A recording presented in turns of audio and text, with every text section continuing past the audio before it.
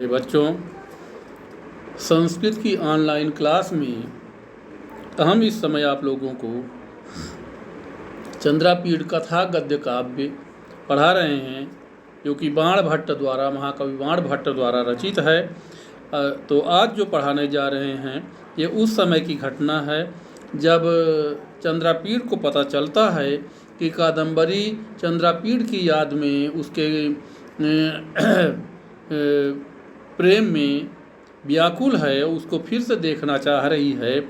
लेकिन चंद्रापीड़ वापस जाना तो चाह रहा है कादम्बरी के पास, लेकिन चूंकि वह सम्पायन वहाँ पर मौजूद नहीं है, वो सेना के साथ है, अभी नहीं लौटा है, तो इसलिए और राजा तारापीड़ इसके पिताजी इसके ऊपर राज्य का भार सौंप दिए हैं, इसलिए चिंतित है कि जब अगर वह सम्पायन होता तो मैं वापस जाता। फिर उसके बाद उसको एक दिन प्रातःकाल ही सूचना मिलती है कि सेना जो है वो 10 तक आ गई है। तब वो केयूरक से कहता है कि केयूरक, अब हाथ में आई हुई सफलता को समझिए, क्योंकि वह सम्पायन आ गया है। अब उसके आगे का भाग देखिए स्क्रीन पर, और पुस्तक में भी देख सकते हैं। सतु तदाकर्ण, वह तो वह सुनकर, यह बातें सुनकर देव किम परम मया अत्र स्थितेन साधनीयम, यानी अब केयूरक कह रहा है, केयूरक अपनी बात कह रहा है। सतु तद आकर्ण, वह तो यानी केयूरक तो उस चंद्रापीड़ को बात सुनकर कि वह सम्पायन आ गया है, तो उस बात को सुनकर कह रहा, देव माने कुमार, किम परम मया अत्र स्थितेन साधनीयम, अत्र माने यहाँ पर, मया स्थितेन मेरे रुकने से, किम परम साधनीय मैं क्या दूसरा कार्य कर लूँगा, मैं यहाँ पर रुक करके क्या दूसरा कार्य कर लूँगा। अकाल क्षमा देव्याः कार्य कादम्बर्याः शरीर अवस्था, कह रहा है कि अकाल क्षमा यानी विलम्ब को, अकाल अक्षमा माने देर करना देवी कादम्बरी की शरीर के लिए अच्छी बात नहीं है, यानी ज़्यादा देर करना देवी कादम्बरी के शरीर के लिए अच्छी बात नहीं है। क्योंकि सर्वो ही प्रत्याशया धार्यते, क्योंकि सभी लोग आशा से ही जीवन धारण करते हैं। फिर से देखिए केयूरक कह रहा, किम परम मया अत्र स्थितेन साधनीयम, मैं यहाँ रुक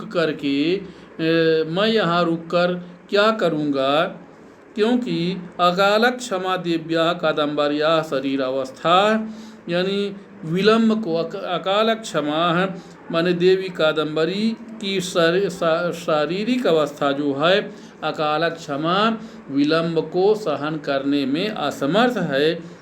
फिर आगे कह रहा, सर्वो ही प्रत्याशया धार्यते, क्योंकि सभी लोग आशा से ही जीवन धारण करते हैं। तत् देवागमनोत्सवम आवेदयितुम, तत् माने तो या इसलिए, देवागमनोत्सवम देव यानी राजकुमार के आगमन की आवेदयितुम माने सूचना देने के लिए, इदानीम गमन अनुज्ञा इस समय या अब जाने की आज्ञा दीजिए। प्रसादम क्रियमाणम इदानीम, और मेरे ऊपर मेरे जाने के लिए मुझे आदेश दीजिए, यानी मैं इस आपके हेमकूट में आने की सूचना को इस समय बताऊं, इसलिए मुझे गमन अनुज्ञा प्रसादम क्रियमाणः इच्छामि, मैं जाने की कृपा चाहता हूँ, आपसे जाने का आदेश चाहता हूँ, यानी आप मुझ पर कृपा करें कि मैं देवी कादम्बरी के पास जाऊँ। फिर से इस वाक्य को देखिए, तत् देवागमन उत्सवम, तो देव यानी राजकुमार के आने के उत्सव को आवेदयितु माने बताने के लिए, यानी कादम्बरी से बताने के लिए, इदानीम माने अब या इस समय ही, गमन अनुज्ञा यानी जाने की आज्ञा का, प्रसादम माने कृपा, क्रियमाणम इच्छामि माने मैं चाहता हूँ कि आप मुझे जाने की आज्ञा दें, ऐसा मैं चाहता हूँ। इति व्यजिज्ञापत, ऐसा उसने निवेदन किया।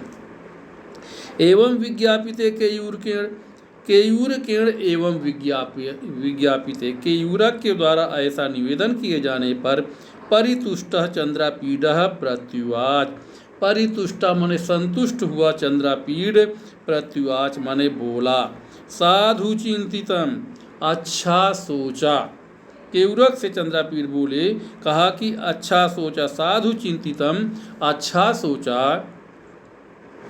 कस्य वा अपरस्य ईदृशी देश कालाज्ञता, यानी अपरस्य कस्य वा माने अथवा कस्य अपरस्य ईदृशी देश कालाज्ञता, किस और व्यक्ति को देश और समय का इस प्रकार का ज्ञान होगा। यानी कस्य वा अपरस्य ईदृशो देश कालाज्ञता, किस अन्य व्यक्ति को इस प्रकार देश और समय का यानी समय का समुचित ज्ञान होगा।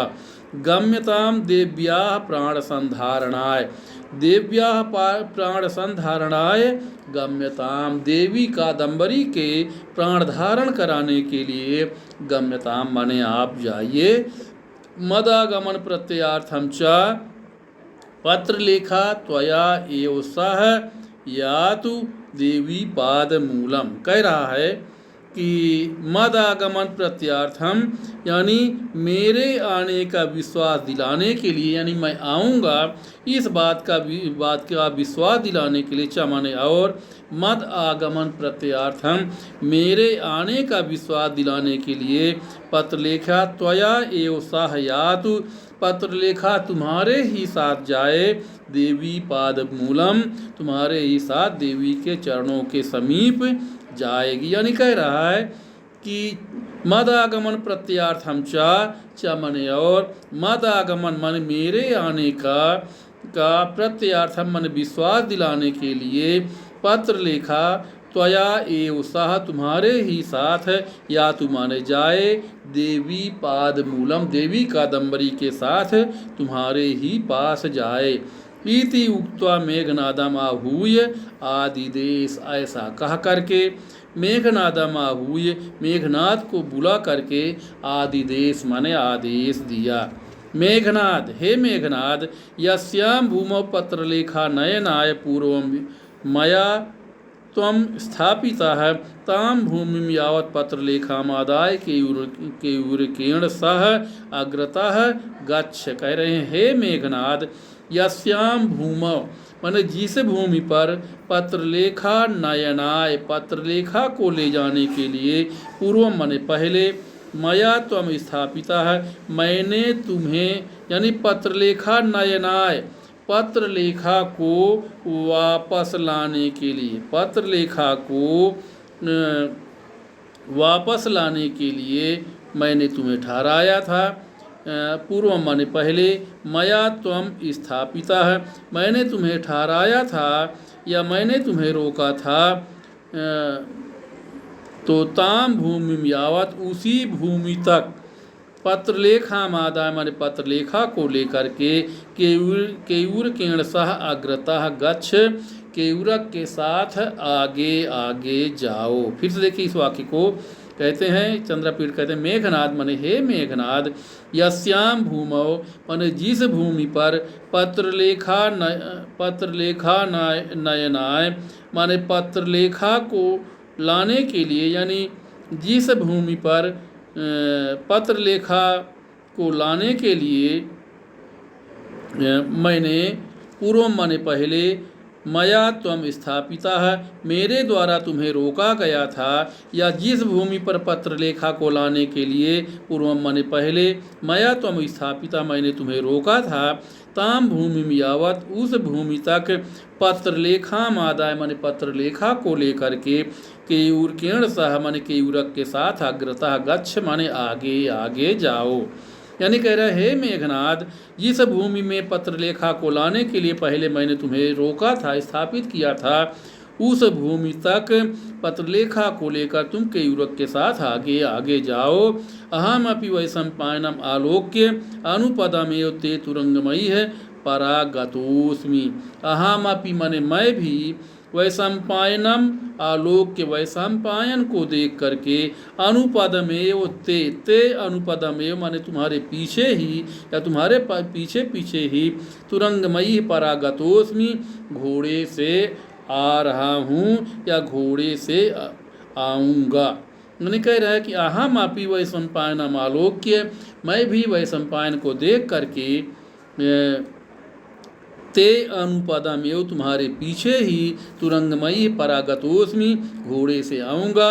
ऐसा इति माने ऐसा उसने कहा, यानी कहा कि मैं भी तुम्हारे पीछे पीछे आ रहा हूँ। अब देखिए बच्चों प्रश्न उत्तर इसमें देखिए सबसे खास बात तो बच्चों एक प्रश्न अधिकतर आता है हमेशा कि उपर्युक्त गद्यांश की पुस्तक और लेखक का नाम लिखिए, यानी उपर्युक्त गद्यांश जो है ये किस पुस्तक से लिया गया है और इसके लेखक कौन हैं। तो इसका उत्तर होगा प्रस्तुत गद्यांश की पुस्तक का नाम चंद्रापीड़ कथा है और इसके लेखक महाकवि बाण भट्ट हैं।